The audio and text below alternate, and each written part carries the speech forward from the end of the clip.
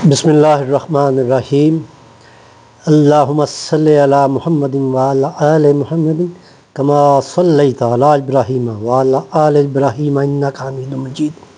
اللہم بارک علی محمد وعلی آل محمد کما بارکت علی ابراہیم وعلی آل ابراہیم انک حمید مجید۔ السلام علیکم دوستو، سیرت النبی صلی اللہ علیہ وسلم کے سلسلے میں ہم جو قدم با قدم اور سٹیپ با سٹیپ جو کر رہے تھے مطالعہ نبی اکرم صلی اللہ علیہ وسلم کی حیات طیبہ کا، تو اب ہم اس مقام پہ پہنچے تھے جو ہم نے پچھلے اپنے لیکچر میں بتایا تھا کہ نبی اکرم صلی اللہ علیہ وسلم غار حرا میں جا کے غور و فکر کیا کرتے تھے۔ اب یہ اسی غور و فکر کا نتیجہ تھا کہ جب نبی اکرم صلی اللہ علیہ وسلم غار حرا میں عبادت میں مشغول تھے تو ایک دن، یہ رمضان کا دن تھا، غالباً 610 عیسوی، میرا جہاں تک مطالعہ کہتا ہے وہ یہ تھا کہ 610 عیسوی تھا اور رمضان تھا، اور آپ کے سامنے اچانک جبرائیل، حضرت جبرائیل جو ہیں وہ جو وحی لانے پہ مامور ہیں اور تمام انبیاء تک وحی پہنچانے کے ذمہ دار تھے، وہ تشریف لاتے ہیں۔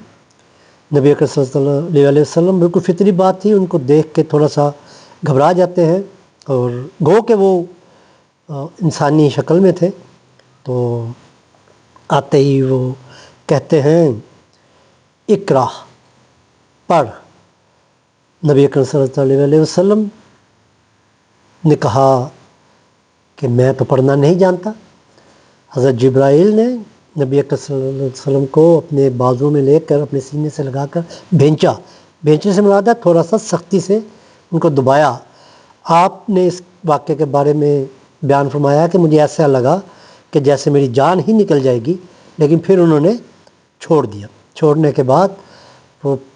پھر حضرت جبرائیل فرماتے ہیں اقرا، تو وہ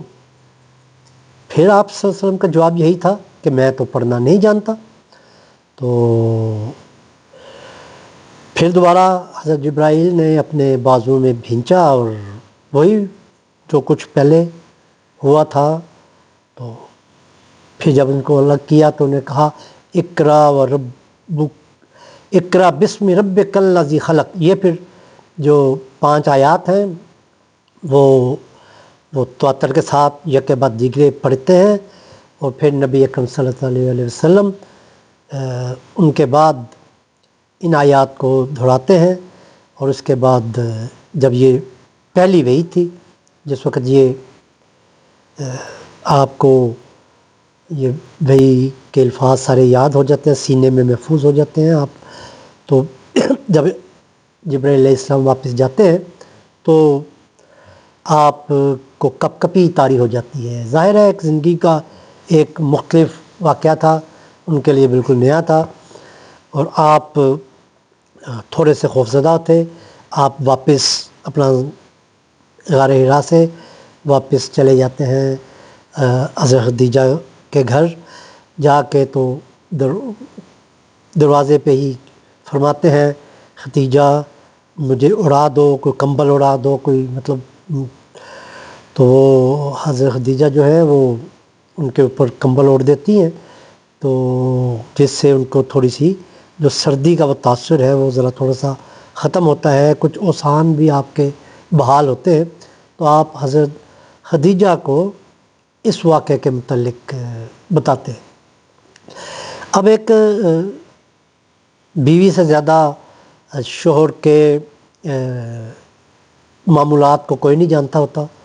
تو انہوں نے جو پہلا یہ چیز کہی، انہوں نے حضرت خدیجہ نے کہا کہ نبی اکرم صلی اللہ علیہ وسلم سے کہ یہ جو بھی واقعہ ہے بہر آپ کے لیے کوئی نقصان دہ چیز نہیں ہوگی، اس لیے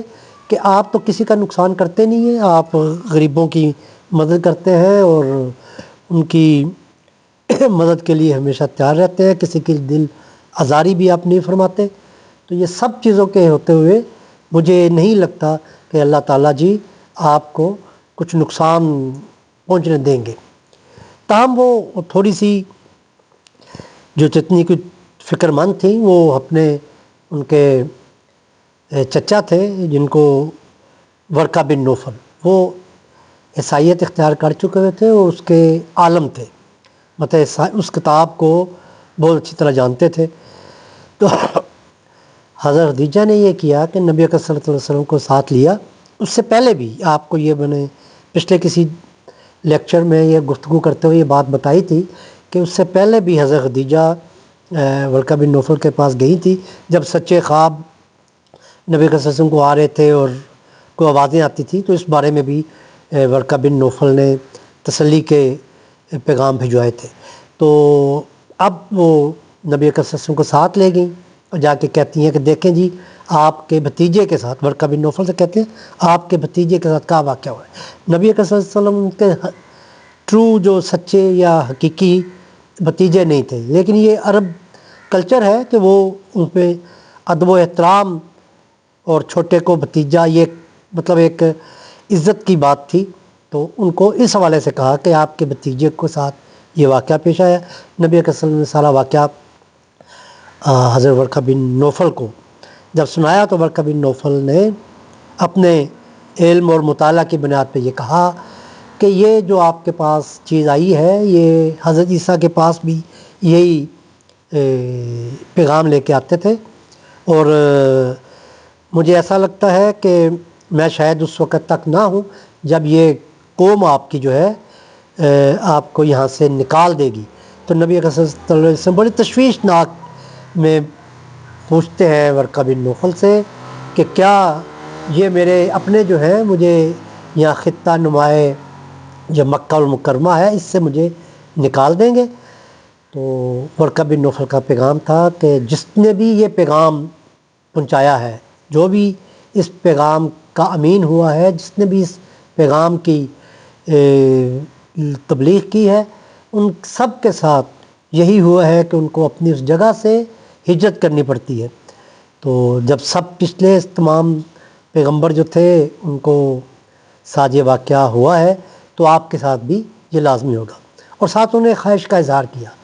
کہ اگر میں زندہ رہا تو میں آپ کے ساتھ آپ کی مدد کروں گا، لیکن یہ